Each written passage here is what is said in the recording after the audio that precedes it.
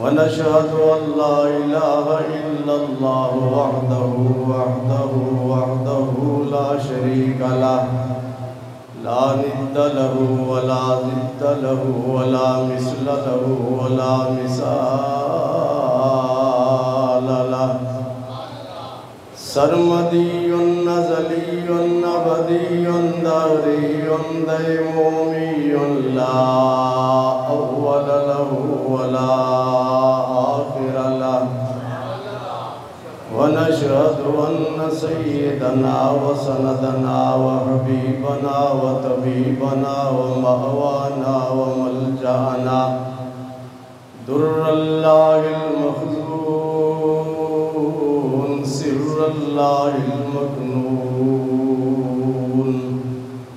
نور الأفئدة والعيون سرور القلب المحزون عالم ما كان وما يكون سيدنا ومولانا محمدا عبده ورسوله أما بعد فأعوذ بالله من الشيطان الرجيم بسم الله الرحمن الرحيم يا أيها الذين آمنوا استعينوا بالصبر والصلاة صدق الله مولانا العظيم وبلغنا رسوله النبي الأمين الكريم محبت کے ساتھ بلند آواز سے درود پاک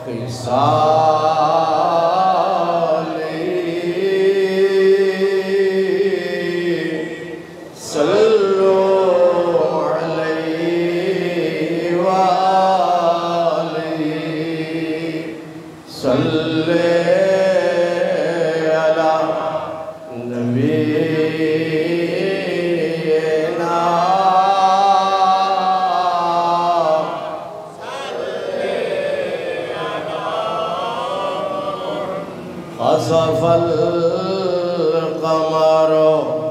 بجماله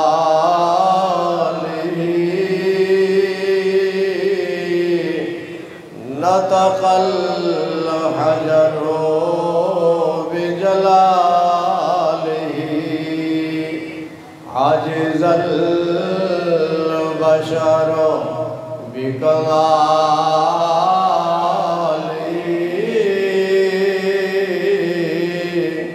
صلوا عليه وآله صلی علی نبینا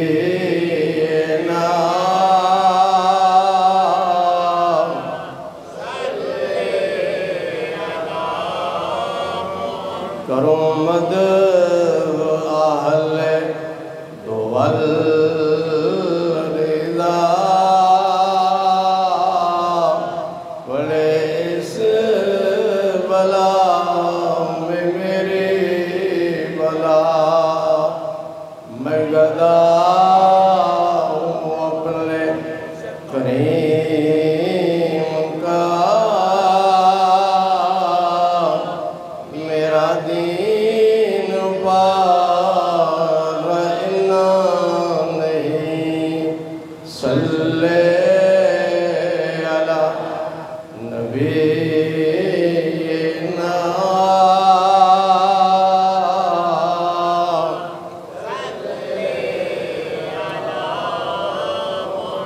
صلی علی شفیعنا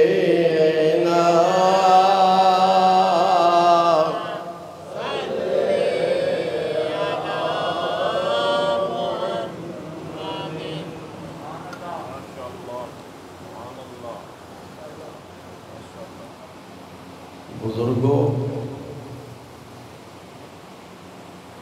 بھائیوں، عزیزوں، خطاب کا موضوع ہے اسلام، مسلم اور صبر۔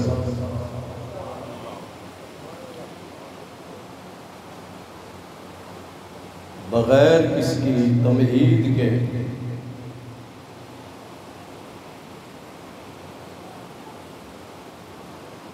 اللہ تعالیٰ نے اپنے محبوب کریم صلی اللہ علیہ وسلم کو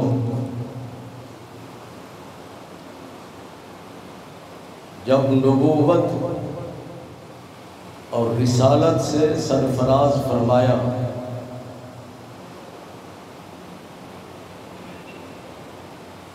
آپ نے مکہ مکرمہ کے شرک اور کفر کے اس معاشرے میں اعلان فرمایا لا الہ الا اللہ محمد الرسول اللہ، اللہ کے بغیر اس کائنات میں اللہ تعالیٰ کے سوا کوئی سچا خدا نہیں۔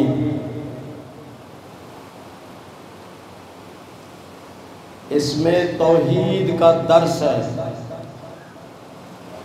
کہ اس کائنات کا صرف اور صرف خدا ایک ہے۔ اس کے بعد فرمایا محمد الرسول اللہ، مکے کی سرزمین پہ پیدا ہونے والا محمد صلی اللہ علیہ وسلم اللہ کا رسول ہے۔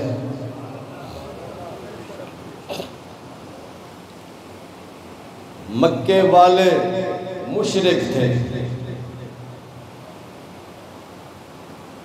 ان کا ایک خدا نہیں، سینکڑوں کی تعداد میں اپنے ہاتھوں سے تراشے ہوئے بتوں کو اپنا خدا سمجھتے تھے۔ کسی کا نام لات تھا، کسی کا نام منات تھا، کسی کا نام عزا تھا، کسی کا نام حبل تھا۔ جب انہوں نے یہ اعلان سنا کہ اور کوئی خدا نہیں، نہ لات خدا ہو سکتا ہے، منات خدا ہو سکتا ہے، نہ عزا خدا ہو سکتا ہے، نہ حبل خدا ہو سکتا ہے، صرف خدا اللہ ہے جس نے ساری کائنات کو پیدا کیا۔ کئی سو سال تک مکے کے کافر اور مشرک ان بتوں کو اپنا خدا سمجھتے تھے، ان کی پرستش کرتے تھے، ان کی عبادت کرتے تھے، ان کی محبت میں مست ہو چکے تھے۔ انہیں یہ اعلان ناگوار گزرا، حق اور ساتھ کا ساتھ نہ دیا، اس کے جواب میں آپ پر پتھر برسائے گئے، مختلف قسم کی اذیتیں تکلیفیں آپ کو پہنچائی گئی۔ حضور صلی اللہ علیہ وسلم مکہ مکرمہ سے طائف میں تشریف لے گئے، اللہ کا یہ پیغام لے کر طائف میں پہنچے، طائف کے سرداروں کو اکٹھا کیا، یہ پیغام ان تک پہنچایا۔ وہ بھی مشرک تھے، وہ بھی کافر تھے، بتوں کی محبت ان کے اندر رچی بسی تھی، انہیں نہیں چھوڑ سکتے تھے۔ انہوں نے اس وقت کے نوجوان گنڈوں کو تیار کیا، انہیں کہا کہ یہ شخص ہمارے آباء و اجداد کے دین کو گالیاں دیتا ہے، ہمارے خداؤں کو گالیاں دیتا ہے اور ہمیں ان سے منحرف کرنے کی کوشش کرتا ہے۔ ان لوگوں نے، ان نوجوان گنڈوں نے، ان یوتھیوں نے حضور صلی اللہ علیہ وسلم پر پتھر برسائے، آپ کے جسم مبارک سے خون جاری ہو گیا۔ اسی وقت حضور صلی اللہ علیہ وسلم کی خدمت میں حضرت جبریل علیہ السلام حاضر ہوئے، عرض کرتے ہیں یا رسول اللہ صلی اللہ علیہ وسلم، آپ ہمیں حکم دیں، میں اس بستی کو آسمان تک لے جاتا ہوں اور پھر وہاں سے اس کو الٹا دیتا ہوں، یہ سب کے سب صفحہ ہستی سے مٹ جائے گا۔ دوسرا فرشتہ حاضر ہوا جو کہ تمام دنیا کے پہاڑوں کا ایڈمنسٹریٹر تھا، اس کے پاس انتظام تھا، تمام پہاڑوں کا کنٹرول اس کے پاس تھا اور اس کے پاس ہے۔ اس کو کہتے ہیں ملک الجبال، پہاڑوں کا فرشتہ۔ عرض کرتا ہے یا رسول اللہ صلی اللہ علیہ وسلم، مجھے اجازت دیں، ان دونوں پہاڑوں کو میں آپس میں ملا دیتا ہوں اور بستی والوں کو کچل کے رکھ دیتے ہیں۔ اس وقت میرے آقا کریم صلی اللہ علیہ وسلم نے کیا فرمایا؟ اتنی بڑی پیشکش آپ کی خدمت میں پیش کی جا رہی ہے، آپ اس وقت جذبات میں نہیں آئے، اپنے جذبات کا سہارا نہیں لیا، آپ نے صبر اور شکر کا مظاہرہ فرمایا، اس اذیت کو، اس تکلیف کو برداشت کیا، اور آپ کو معلوم ہے کہ آپ کے جسم پاک کی شان کیا ہے؟ آپ کے جسم کی شان یہ ہے کہ آپ کے جسم کا سایہ نہیں تھا۔ سورج کی روشنی میں چلتے ہیں تو سایہ نہیں، چاند کی روشنی میں چلتے ہیں تو سایہ نہیں۔ یہ جتنے بھی آپ لوگ بیٹھے ہیں یا جتنے بھی ملا آج کل اس قسم کی بکواسیں کرتے ہیں، بے ادبی کرتے ہیں سرکار کی، ان کے جسموں کا سایہ نہیں، کہتے ہیں جی وہ ہمارے جیسے تھے، تمہارے جسم کا سایہ ہے، میرے نبی کے جسم کا سایہ نہیں تھا۔ پھر اس جسم کی شان یہ ہے، ہمارے جسم سے پسینہ نکلتا ہے، بدبو آتی ہے، 100 مرتبہ تم نہا لو، اچھی سے اچھی شیمپو استعمال کرو، اچھے سے اچھا صابن استعمال کرو، پھر بھی آپ کے پسینے سے بدبو نہیں جاتی۔ میرے آقا کریم صلی اللہ علیہ وسلم کے پسینہ مبارک کی یہ شان ہے کہ اس کی خوشبو کا مقابلہ کستوری اور عنبر بھی نہیں کر سکتے تھے۔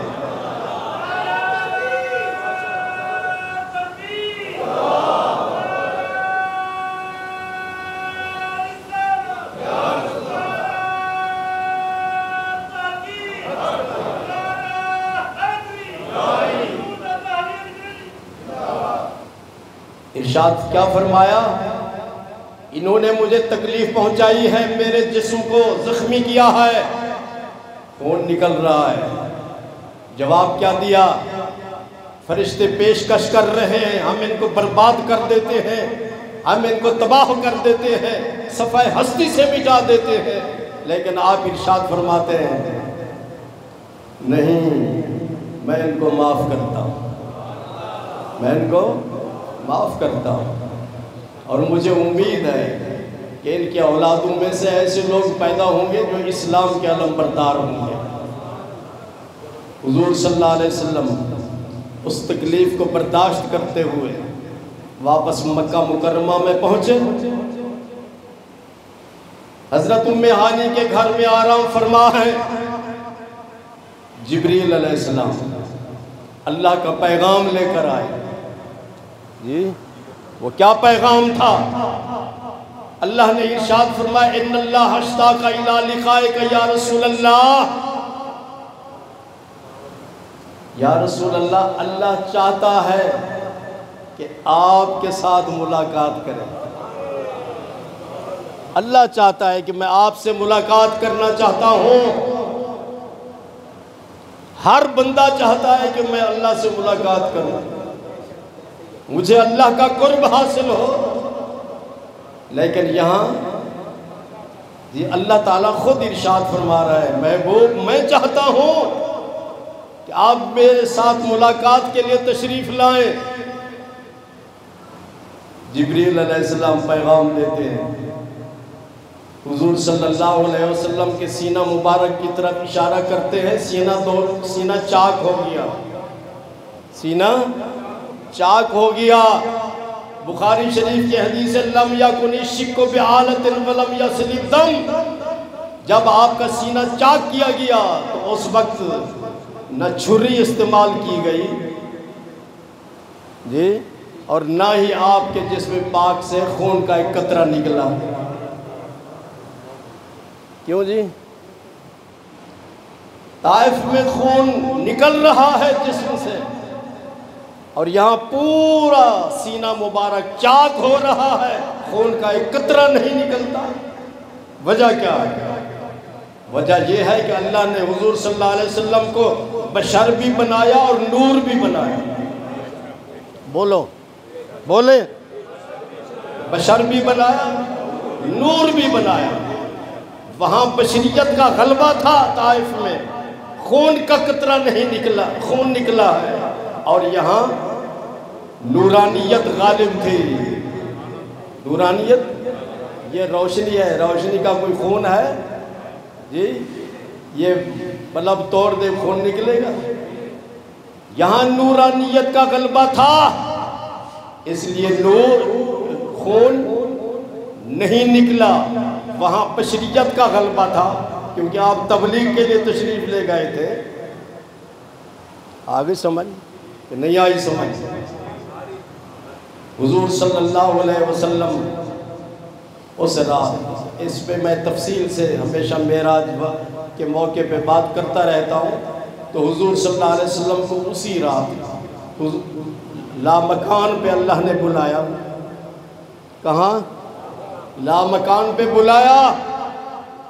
صرف آپ کی روح اوپر نہیں گئی، جسم بھی ساتھ تھا۔ صوفی جی سمجھ آ رہی ہے؟ جسم بھی ساتھ تھا۔ اللہ اکبر۔ آپ نے سر مبارک کی ان آنکھوں سے رب کا دیدار کیا، جسم وہاں پہنچا ہوا تھا، اپنے سر مبارک کی ان آنکھوں سے رب کا دیدار کیا۔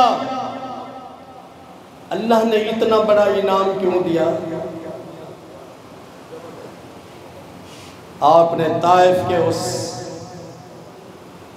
مقام پر صبر کا مظاہرہ کیا۔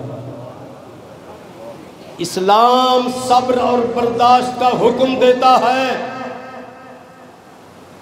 یا ایھا الذین آمنوا استعینوا بالصبر والصلاۃ، اگر تم کسی مصیبت میں مبتلا ہو جاؤ، کسی پریشانی میں مبتلا ہو جاؤ، تم اپنے مقصد میں ناکام ہو جاؤ، تو پھر اللہ فرماتا ہے صبر کرو۔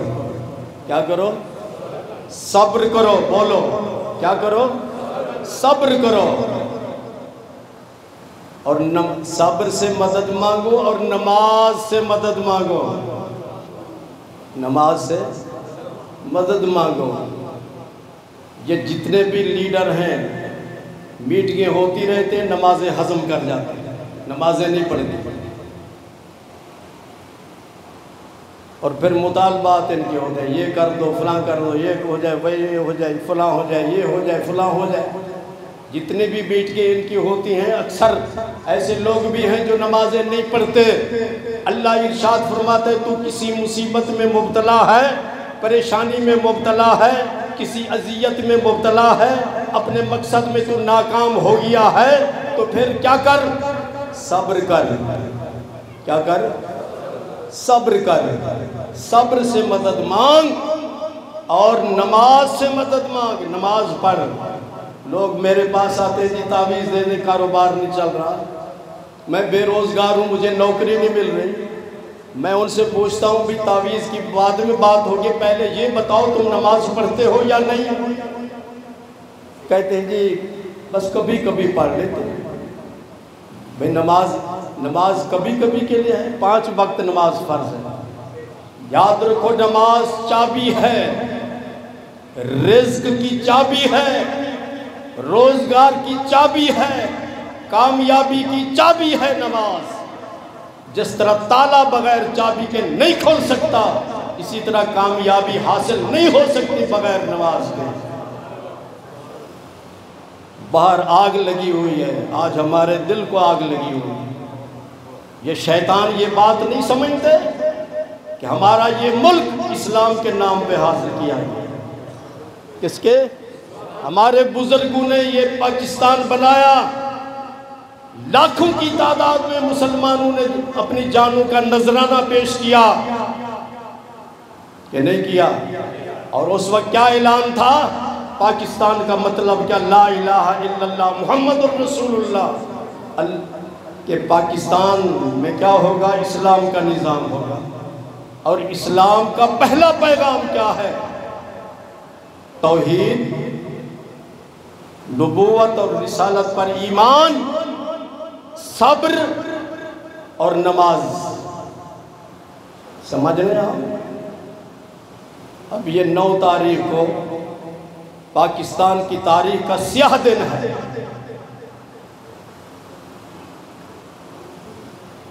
پاکستان کے کسی دشمن کو یہ ہمت اور طاقت نہیں ہو سکی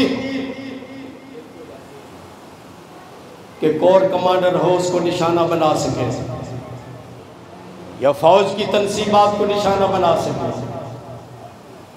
ہمارے فوجیوں نے صبر اور تحمل کا مظاہرہ کیا، انہیں خراج تحسین پیش کرتا ہوں۔ جب یہ لوگ اس کور کمانڈر ہاؤس کی طرف جا رہے تھے یا جی ایچ کی طرف جا رہے تھے، تو کیا وہ گولی نہیں چلا سکتے تھے؟